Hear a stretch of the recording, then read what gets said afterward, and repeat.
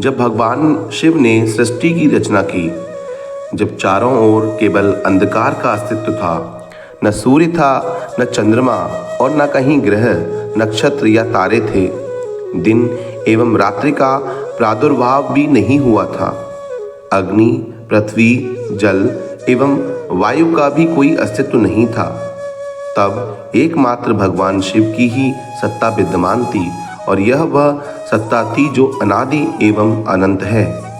एक बार भगवान शिव की इच्छा सृष्टि की रचना करने की हुई। उनकी एक से अनेक होने की इच्छा हुई। मन में ऐसे संकल्प के जन्म लेते ही भगवान शिव ने अपनी पराशक्ति अंबिका को प्रकट किया।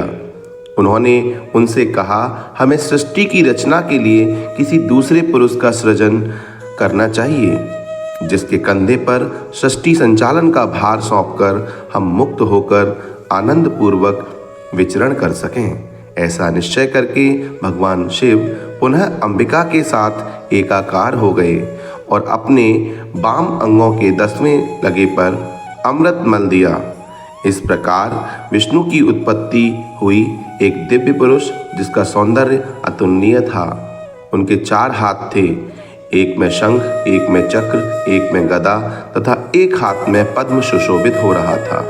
भगवान शिव ने इस दिव्य पुरुष को विष्णु का नाम दिया और उन्हें उत्तम तप करने का आदेश देते हुए कहा, बस संपूर्ण सृष्टि के संचालन का उत्तरदायित्व मैं तुम्हें सौंपता हूँ।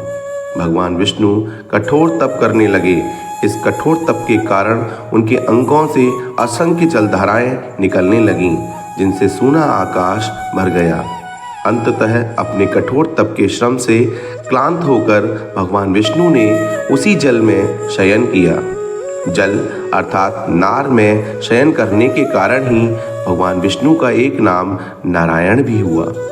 पुष्प कुछ समय पश्चात सोए हुए भगवान विष्णु की नाभि से निकलकर एक उत्तम कमल के अस्तित्व में आया, जिस पर उसी समय भगवान शिव ने अपने दाहिने अंग से चतुर्मुख ब्रह्मा को प्रकट करके डाल दिया। ब्रह्मा जी दीर्घ अवधि तक उस कमल के नाल में भ्रमण करते रहे, अपने उत्पत्तिकर्ता को ढूंढते रहे, पर कोई लाभ नहीं हुआ। तब आकाशवाणी हुई, जिसके आदेशानुसार ब्रह्मा जी ने निरंतर 12 वर्षों तक कठोर तप किया। 12वें वर्ष की समाप्ति पर ब्रह्मा जी के समक्ष भगवान विष्णु प्रकट हुए। भगवान शिव की लीला से भगवान विष्णु एवं ब्रह्मा जी के मध्य अकारण विवाद छिड़ गया। विवाद चल ही रहा था कि दोनों के बीच एक दिव्य अग्नि स्तंभ प्रकट हुआ।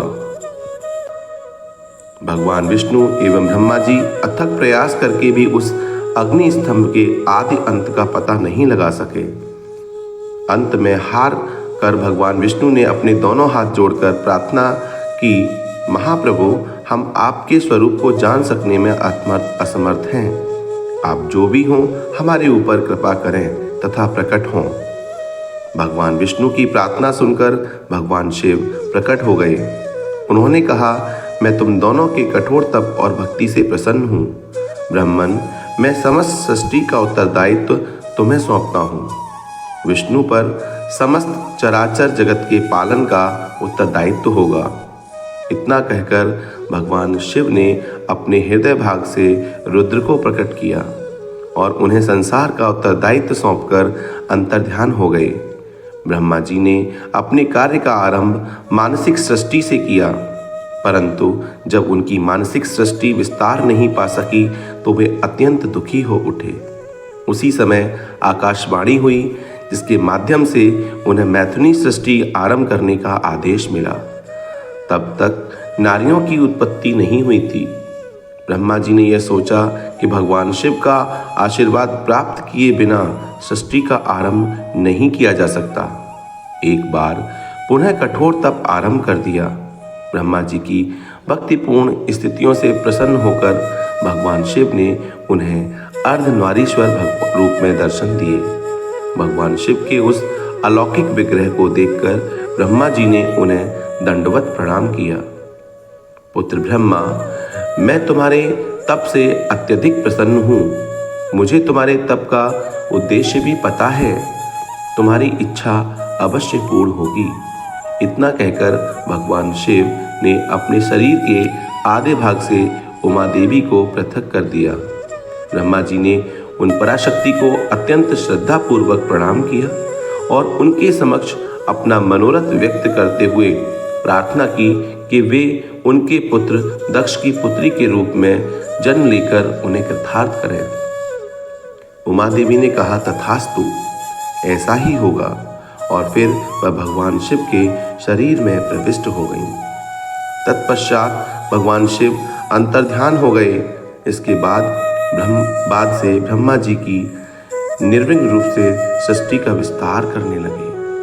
तो भक्तों, आज इस कहानी के माध्यम से मैंने आपको भगवान शिव के द्वारा सृष्टि के निर्माण की कहानी सुनाई।